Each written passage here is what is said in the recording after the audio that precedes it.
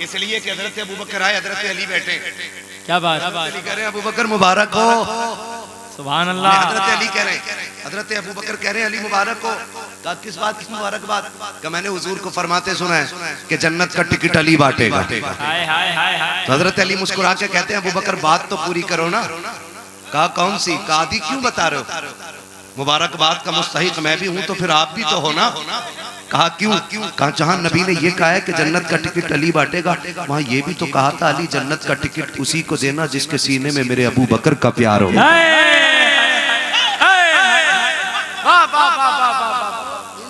क्या बात। ये बता दो कि खाली हुसैन हुसैन कहने से जन्नत नहीं मिलती यार, साथ हसन भी कहना पड़ेगा, साथ अबू बकर का नारा भी लगाना पड़ेगा।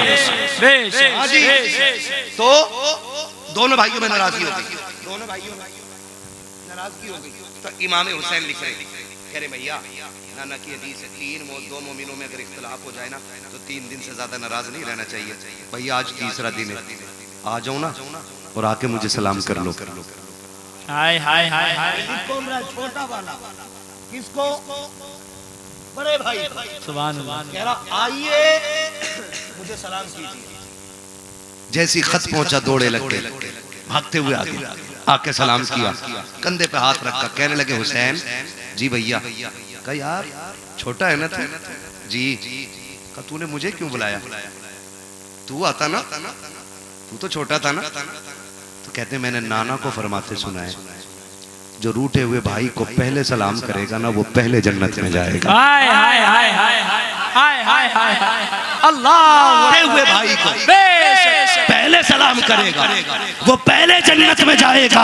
हुसैन कहते हैं हसन मेरी औकात इतनी तो नहीं है जो बड़े भाई से पहले जन्नत में चला जाऊं। मैं तो ये चाहता हूं अगर हुसैन जन्नत में जाए तो अकेला नहीं बल्कि हसन के कदमों पे चलते चलते जन्नत में जाए।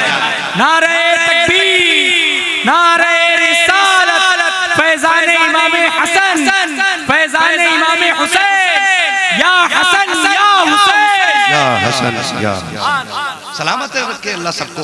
वो मेरे भाई ये आपस की अगर नफरत है ना फिर मिटा दो। रूठ गया है ना तो जा सुबह को जाके दरवाजा बजा देना, कौन रे?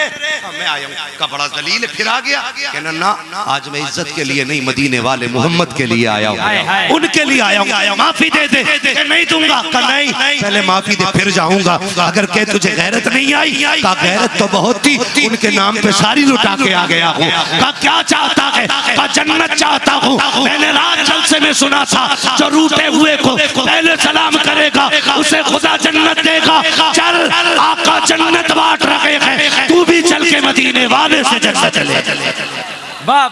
आवाज आती है जिंदाबाद। निहायत सस्ता सौदा बेच रहे हैं जन्नत का, हम मुफलिस का मोल चुकाएं अपना हाथ ही खाली। करेंगे इंशाअल्लाह, रूठे हुए भाइयों को नफरतें खत्म करेंगे इंशाअल्लाह। आज हमें खुद से लड़ने की जरूरत नहीं, खुद को बदलने की जरूरत। सफों में इत्तेफाक पैदा करो, इत्तेहाद पैदा करो। हो गया झगड़ा, अब्बा की जमीन थी किसी ने 1 इंच ले ली ना, कहते जा मैं तुझे बाप का मुंह देख के माफ कर रहा हूँ, खुदा तुम्हें मोहम्मद के चेहरे के सदके में माफ फरमा देगा। वो करके देखो, ऐसा करके देखो। गारंटी नहीं है कि तुम्हारी दौलत पे तुम्हारी औलाद सोने के ताज चढ़ाएगी तुम्हारी कब्रों पे, या कुरान पढ़ने वालों को सोने के सिक्के बांटेगी ना। ये दुनिया बड़ी बेवफा है। औलाद तो इतनी मतलबी होती है, बाप को मरने के बाद वही कलमे वाली चादर उड़ाई जाती है, नई चादर ला के औलाद देने तैयार नहीं होती है। इतनी बड़ी बेवफा औलाद है। इसके लिए हराम हलाल इकट्ठा करना, इसके लिए रब रसूल से नाराजी मोल लेना ना। आज ले उनकी पनाह, आज मदद मांग उनसे, कल न मानेंगे कयामत में अगर मार गया। रिश्ते मजबूत कर लो रब रसूल से, इतने मजबूत कर लो कि अपनी इज्जत छोड़ के मदीने वाले की इज्जत पे मरने लग जाओ, उनकी इज्जत पे मरने लग जाओ। और जो उनकी इज्जत पे मरते ना फिर खुदा इज्जत अता फरमाता है। मेरे भाई ने हुजूर मुजाहिद मिल्लत के हवाले से शेर पढ़ा था। हाँ पढ़ा था हुजूर मुजाहिद मिल्लत की। मुझे बात याद आ रही थी, मैंने कहा वाह मुजाहिद तूने उनकी अजमत पे पहरे दिए। लोगों ने उठा के जेल में डाला तो जेलर को चक्कर आता था, जिसे अंदर छोड़ के आता था वो बाहर टहलता हुआ मिलता था, है ना, वो बाहर टहलता हुआ मिलता था। गोया बता दिया हुजूर के गुलामों के लिए कोई जंजीर नहीं बन सकती है, कोई जंजीर नहीं बन सकती है। बस फर्क इतना है कि मोहम्मद से वफा, जोर से की मोहम्मद से वफा। ये जहां चीज है क्या लोहो कलम तेरे हैं। रिश्तों में प्यार बांटिए, रिश्तों में वफा पैदा करें, रिश्तों में मोहब्बतें बांटे। बताने को बहुत सारी बातें थी, करने को बहुत सारा तज़किरा है, लेकिन जरूरी नहीं है सारा दर्द एक ही दिन में बयान हो जाए। क्या बात है। एक हंगामा महशर हो तो भूलूं उसको, सैकड़ों बातों का रह रह के ख्याल आता है। आपसे इतनी सी मेरी अपील है, सफ़ों में इत्तेफाक पैदा कर लो, इत्तेहाद पैदा कर लो। जो आग मेरे घर में लगी है उसे देख के खुश ना होना, कल वही आग तुम्हारे दरवाजे तक भी आएगी, तुम्हारे दरवाजे तक भी आएगी। और कोई ये सोच के चुप ना रहे, ये सोच के कोई चुप ना रहे कि मेरे बोलने से क्या फर्क पड़ेगा। तो सुनो, बदलो अपनी रविश को, बदलो अपने तरीके। एक जंगल में आग लगी ना तो सारे जानवर अपने आप को होशियार समझ के जान बचा के भाग गए। एक इतना छोटा सा परिंदा, एक चिड़िया थी, वो बार बार न कोशिश करती, चोंच में पानी लाती भरती डालती, और किसी ने कहा सारे भाग गए। तू अकेली जंगल की आग कैसे बुझा लेगी? आग तो इतनी तेज है, बड़े बड़े पेड़ जलते जा रहे, और तू इतनी सी चिड़िया हो करके और तू इस पे आग बुझाने पे लगी है। तो जानते हो उस चिड़िया ने क्या कहा था? उसने कहा था जो भागने थे भाग गए, जिनको अक्ल आती थी वो दौड़ गए। कहा फिर तू आग क्यों बुझा रही है? उसने कहा ये बात अपनी जगह मुसल्लम है कि मैं आग तो नहीं बुझा सकती हूँ, लेकिन इतना जानती हूँ कि कभी तो इस जंगल के जलने की तारीख लिखी जाएगी, कभी तो लिखी जाएगी। और जब इस जंगल की तारीख लिखी जाएगी तो मैं इसलिए आग बुझा रही हूँ कि मेरा नाम आग बुझाने वालों में आएगा, आग लगाने वालों में नहीं। वाह वाह वाह वाह। चिड़िया की तरह हर बंदा कोशिश करनी शुरू करे, इंशाअल्लाह। तवज्जो है।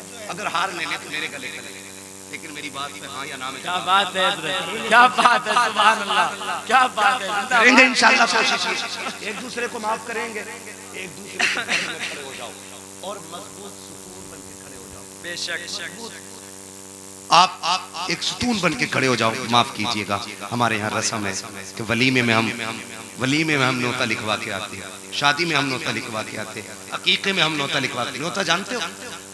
दावत खा के जो पैसे लिखवाए जाते हैं, क्या बोलते हैं?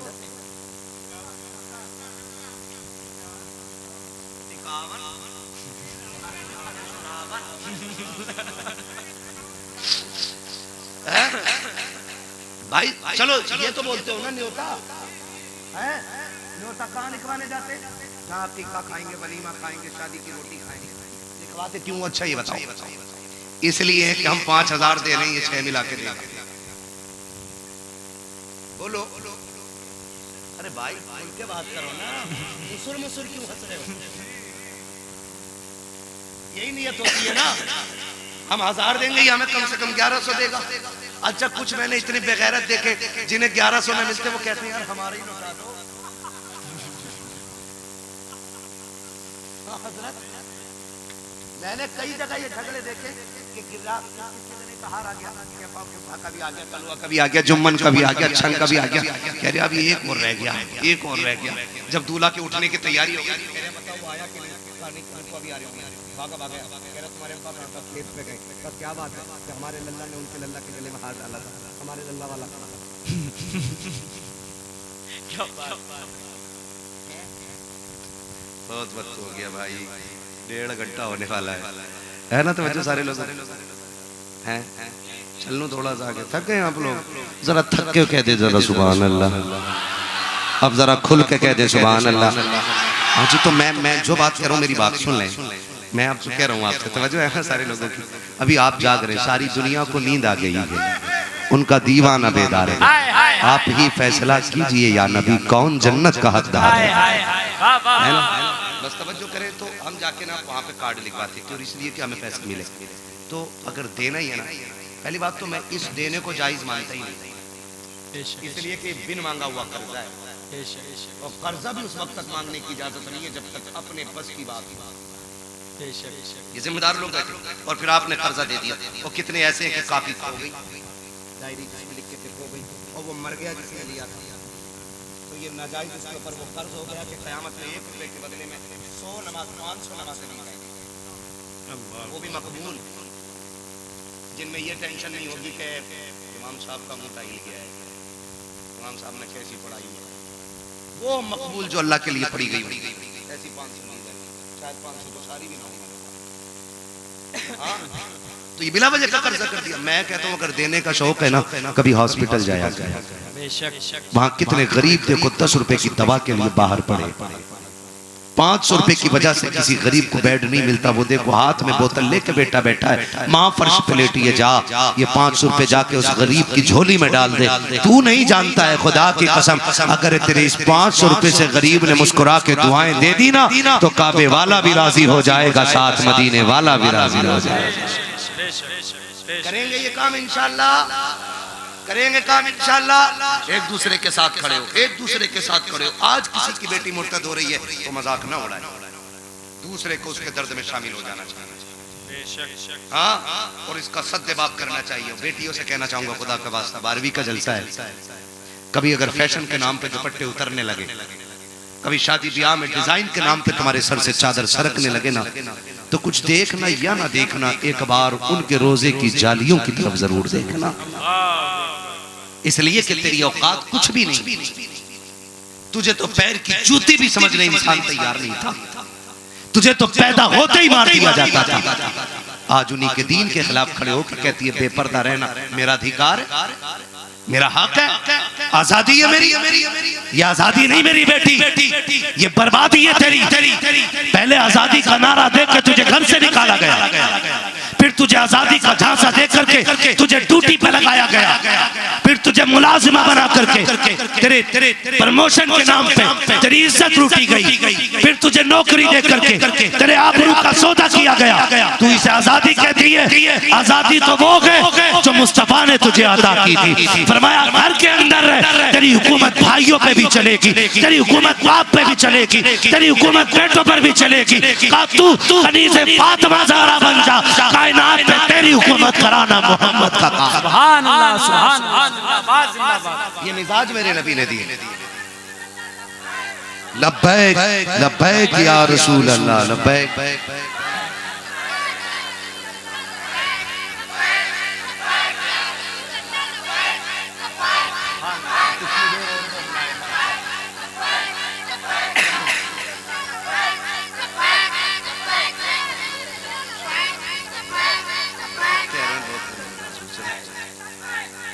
खुदा सलामत रखे, अल्लाह जवानों के इश्क को सलामत रखे।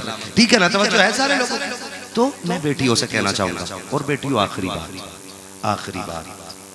बात, हुजूर ना होते ना तो तुम्हें ये इज्जतें मिलती ही नहीं।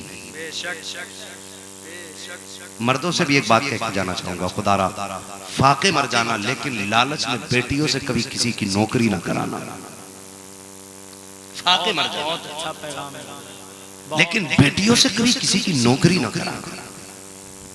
अल्लाह ने फरमाया कुरान में, रिजालु कव्वामून अलन निसा, हमने मर्दों को औरतों पे हाकिम बनाया।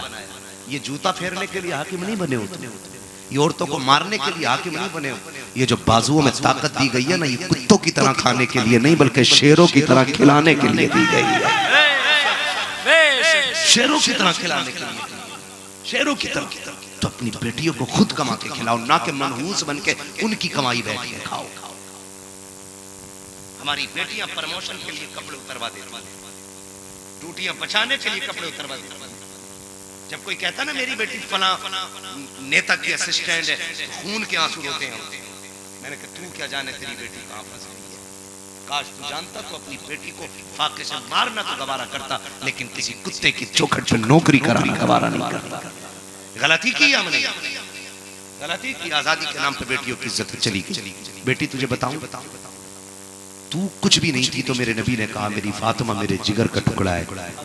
तो हर अमीर गरीब बाप तुझे अपने जिगर का टुकड़ा कहने लग गया है। हाय हाय हाय हाय।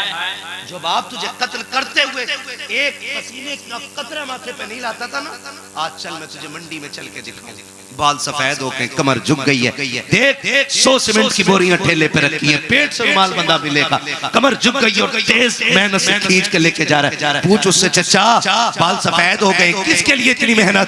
तो वो पसीना पहुंच के मुस्कुरा के कहता मौलवी जी 2 बेटियों की शादी कर चुका हूँ, 3री बेटी रह गई है, उसकी रुखसती की तैयारी है। मैंने कहा बता तो सकी, इस उम्र में मुस्कुरा के कह रहा है। कहा क्यों ना मुस्कुराऊं, मेरे नबी ने कहा है जिसने 3 बेटी बेटियों को इज्जत से रुखसत कर दिया गया, उसको जन्नत की जमानत मदीने वाला मोहम्मद दे।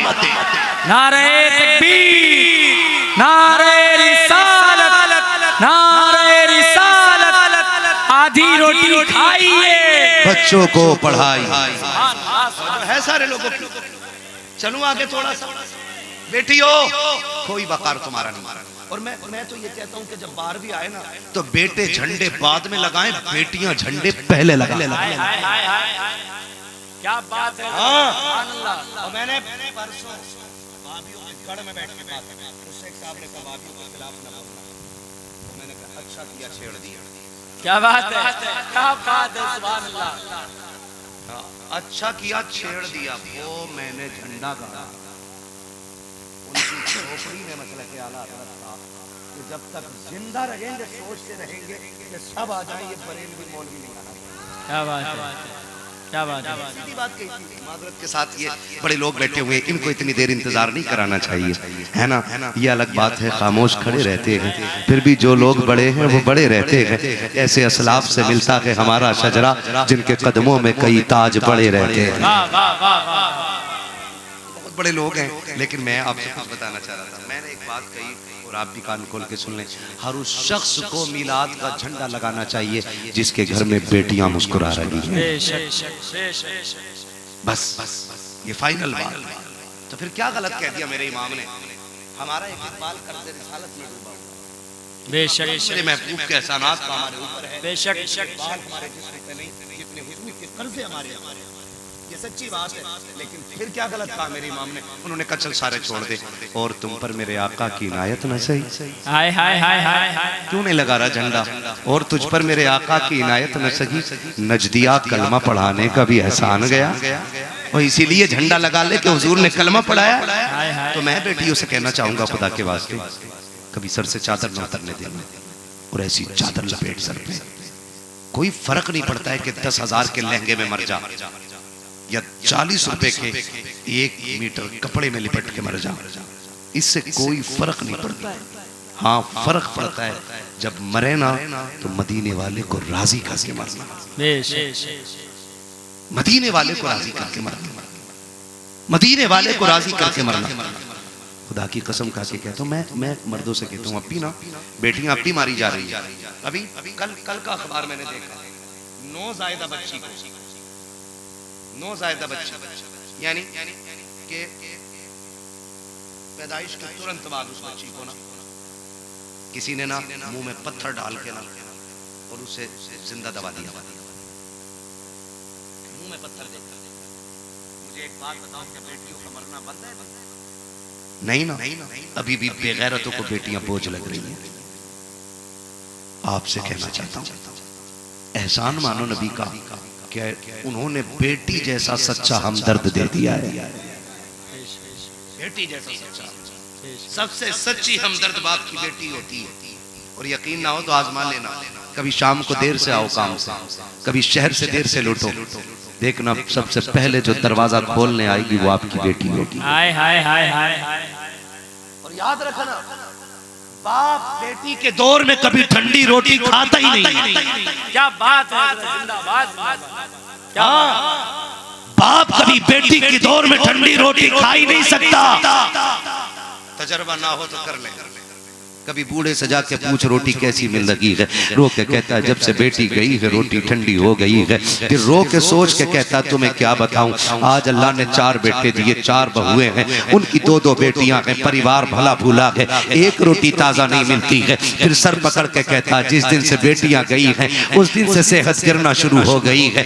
जब से बेटी गई है घर की रौनक चली गई है। चचा किस लिए? फिर वो रो के कहता है जब रात को काम पे देर से आता था ना तो मेरी बेटी दौड़ के दरवाजा खोलती थी, मैं कहता था बेटी भूख लगी है जल्दी ला, वो हाथ जोड़ के कहती थी अब्बा 2 मिनट का वक्त दे दे, मैंने तेरे लिए आटा उठा के रख दिया था, मैं जानती थी तू थक के देर से आएगा। अब्बा सबने गर्म रोटी खाई है, मेरा बाप ठंडी रोटी खाए, बेटी कैसे गवारा करती, अब्बा जी थोड़ा वक्त दे दे। बेटियां ये कह के चूल्हे पे दौड़ जाती है। वो कहता आज भी बेटी का दौर याद आता है, 1-1 बजे उठ करके बेटियां ताजा रोटी खिलाया करती थी। तुम्हें क्या बताऊं, जब से बेटियां गई है बाप की राहत चली गई है, जब से बेटियां गई है बाप का सुकून चला गया है, जब से बेटियां गई है बाप का हमराज चला गया है, जब से बेटियां गई है बाप का हमदर्द चला गया है। वो तारीख का कितना प्यारा बाप लिखा गया है। अभी एक बेटी ने अपने जिगर का टुकड़ा काट करके अपने बाप को दिया है।